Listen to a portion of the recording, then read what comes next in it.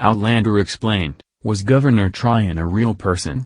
History behind hit show exposed.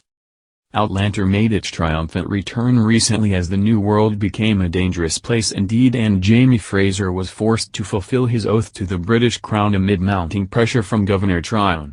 But was the character a real person?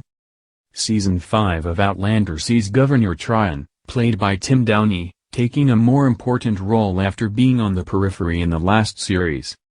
The fourth outing saw Jamie Fraser, Sam Heughan, pledging an oath to the British Crown in exchange for land in North Carolina, where he set up Fraser's Ridge. However, Jamie seemed to be making a Faustian pact, one which will now see him forced to don a redcoat and take up arms against his fellow men. The opening episode of Outlander saw Governor Tryon dropping some not-so-subtle hints about Jamie honoring his word by finding his godfather Murdoch Fitzgibbons, Duncan LaCroix, who was leading a revolt with the regulators. Murdoch had been branded an outlaw and Jamie had been ordered to form a militia to find him and bring him into the authorities. Jamie was stuck in a predicament as he met with Murdoch in the woods and told him to make himself harder to find. But was antagonist Governor Tryon real or just a flight of fancy on the part of author Diana Gabaldon? Was Governor Tryon a real person? Governor Tryon was indeed a real person and ruled over North Carolina during the period of 1764 to 1771. According to North Carolina history, Governor Tryon encountered colonial resistance from the outset.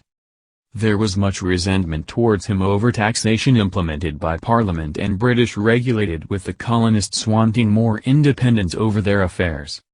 He enacted the Stamp Act in 1765, which was being used by the British to fund the 7 Years' War.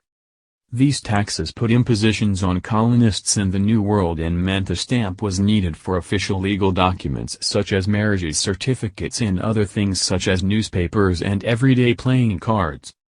In the end, the Stamp Act was dissolved, but Tryon continued to cause consternation after he ordered the building of the Grand Tyrant's Palace in New Bern. The structure is said to have left the people of North Carolina in huge debt which they could barely afraid to pay. As depicted in Outlander, he did form a militia who confronted the regulators in 1771 in the Battle of Adamant's. His army quickly defeated the poorly armed and trained regulators, who had been rebelling against the corruption in the local government and high taxation. He eventually relocated to governor of New York after his contentious tenure in North Carolina. Josiah Martin replaced him as the governor of North Carolina. Tryon went on to fight for the English in the American Revolutionary War before returning to England in 1780. Speaking about portraying Tryon, Star Downey told Entertainment Weekly, "I absolutely relish it. And actually the fans have been incredibly generous considering, for all intents and purposes, I am the devil incarnate. Being English, being a redcoat, being slightly threatening to Jamie, I mean, all of these things will pretty much have you thrown under a bus." Reflecting on playing a real-life historical figure, he said, "The actions he did were real, and they have real consequences in the real world. And that's quite exciting and not to be taken lightly.